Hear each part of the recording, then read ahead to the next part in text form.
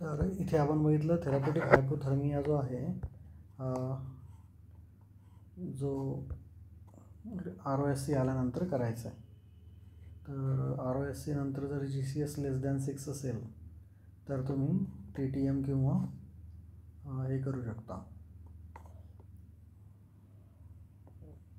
Therapeutic hypothermia.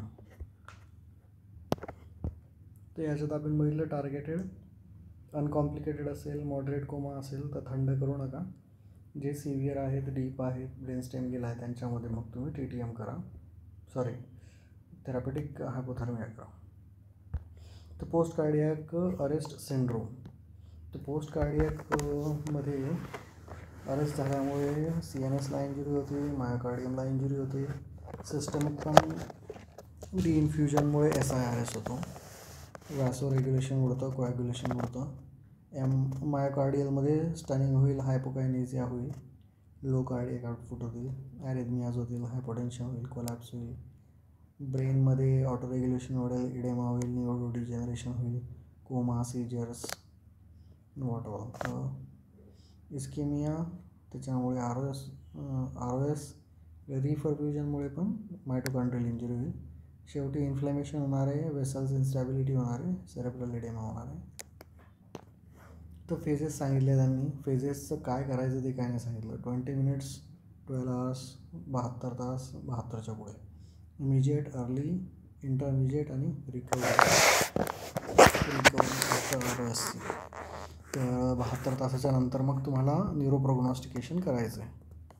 तर immediate, early आणि इंटरमिजिएटमध्ये करायचं काय आहे, तर सेरेब्रल परफॉर्मन्स स्कोअर करायचं आहे. तर CT स्कॅन ASAP करायचं आहे.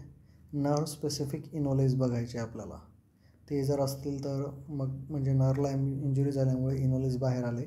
नंतर EEG बघायचं आहे तुम्हाला इलेक्ट्रिकल कन्झर्व्हेटिव्ह ॲक्टिव्हिटीसाठी. काहीच नाही तर SSAP किंवा BIS बघा. सेरेब्रल परफॉर्मन्स स्कोअर हे परफॉर्मन्स आहे. परफॉर्मन्सनुसार त्यांचं प्रोग्नॉसिस आहे. अवेक असेल, अवेक अलर्ट आहे पण जस्ट फक्त स्वतःचं काम करू शकतो, त्याच्यावर काही नाही. तिसरा कॉन्शियस आहे पण पूर्णपणे डिपेंडंट आहे. चौथा मग कोमा आहे. पाचवा ब्रँडेड आहे. तर हे वरचे 3 कॉन्शियस आहेत. 1 तर फुल्ली वर्क करू शकतो, दुसरा पार्शली स्वतःचं काम करू शकतो, तिसरा कॉन्शियस आहे फक्त नावापुरता, दुसऱ्यावर डिपेंडंट आहे, मग चौथा कोमा, पाचवा death. Intensive monitoring, hemodynamic monitoring, cerebral monitoring पण करा म्हणतो. नंतर गोल काय थेरपीचे, we are talking about post cardiac arrest syndrome. Arrest सिंड्रोममध्ये तुम्हाला कॉजेस त्याचं शोधायचं आहे. 5H 5T, ब्रेन इंजुरी आणि मायोकार्डियल इंजुरी कमीत कमी करायची आहे त्यांना सपोर्ट देऊन, आणि इस्केमिया, रिपरफ्युजन रिलेटेड कॉम्प्लिकेशन जे आहेत ते कमी करायचे, जसे की hemodynamic optimisation, fluid, temperature, glucose, antibiotic. त्याच्यामध्ये मग टेम्परेचर आपण जे बघितलं मागच्या ह्याच्यात, कार्डिओव्हास्क्युलरमध्ये BP व्यवस्थित ठेवा म्हणजे परफ्युजन राहील, ॲरिथमियाज प्रिव्हेंट करा, अँटीप्लेटलेट किंवा अँटीकोॲग्युलेशन द्या. इथे ग्राफ दिला आहे. जर ROSC झाला तर मग त्याचं व्हेंटिलेशन, ऑक्सिजेशन तुम्हाला करावं लागेल, सॅच्युरेशन मेंटेन करा, कॅपनोग्राफी ठेवा, हायपर व्हेंटिलेट नाही करायचं आहे, हायपोटेन्शन ट्रीट करायचं आहे, आधी फ्लुइडने नंतर व्हॅसोप्रेसरने, कन्सिडर रिव्हर्सिबल कॉसेस. नंतर तुम्हाला जर वाटतं आहे 12 लीड ECG करायचा आहे, रिपरफ्युजन करू शकता जर सस्पेक्टेड असेल, फॉलो कमांड करतो आहे हो तर मग क्रिटिकल मॅनेजमेंट, नाही तर मग टार्गेटेड टेम्परेचर किंवा थेरापेटिक हायपोथर्मिया. तर RR10, EtCO2 35 to 40, SpO2 94, बोलस नॉर्मल सलाईनचा म्हणजे आधी फ्लुइड मग नंतर प्रेसरस, 3 पैकी काही पण, ॲड्री, नॉरॅड, dopa, reversible causes, 5H 5T. जर पल्मोनरीमध्ये तुम्हाला मेकॅनिकली व्हेंटिलेट करायचं आहे, हायपर नको, हायपॉक्सिया काही नको. GITमध्ये अर्ली रीफिडिंग आफ्टर हायपोथर्मिया. नंतर तुम्ही रिवॉर्मिंग करायला चालू केली की पहिल्यांदा फ्लुइडिंग चालू करा.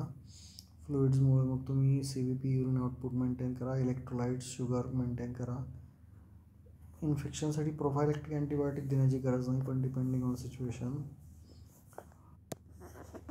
नंतर न्यूरोमध्ये सी टी स्कॅन करायचा आहे.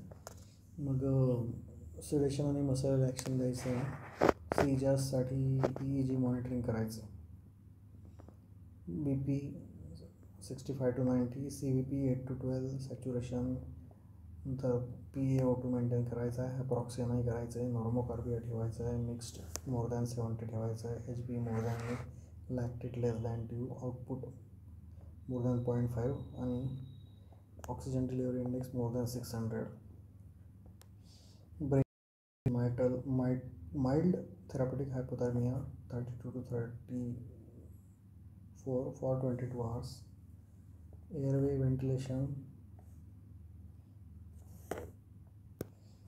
व्हेंटिलेशन कधी द्यावं लागेल? जर 5 मिनटाच्या नंतर तो अवेक झाला, म्हणजे त्याला सफिशियंट इंजुरी बसलेली आहे. पुन्हा saturation, lung protective ventilation cap maintain करा. अँटीकॅल्झंट थेरपी द्या सीजर्ससाठी. Benzodiazepine, phenytoin, valproate, propofol. Sedation paralysis जर लागत असेल तुम्हाला किंवा थेरापेटिक हायपोथर्मिया असेल तर RRT लागली तर. स्टिरॉइड्सचा काही रोल नाही आहे. प्रेशर सोर्स बघावे लागते. पोस्ट कार्डियासाठी तुम्हाला BP मॅनेज करायचा आहे, फ्लुइड्स द्यायचे, त्याच्यानंतर आयनोड्रॉप्स द्यायचे. CVP मेंटेन ठेवा. आणि जर कोरोनरी सिंड्रोम सस्पेक्टेड आहे तर रिपरफ्युजन किंवा थ्रोम्बोलायसिस करा. त्याच्याने मॅनेज नाही होते तुम्हाला मग इंट्रा ॲरोटिक बलून टाकावं लागेल. हे बघितलं आपण. सिस्टमिक इंजुरी पण प्रिव्हेंट करायची आहे. हा अल्गोरिदम आहे. This is post cardiac arrest syndrome.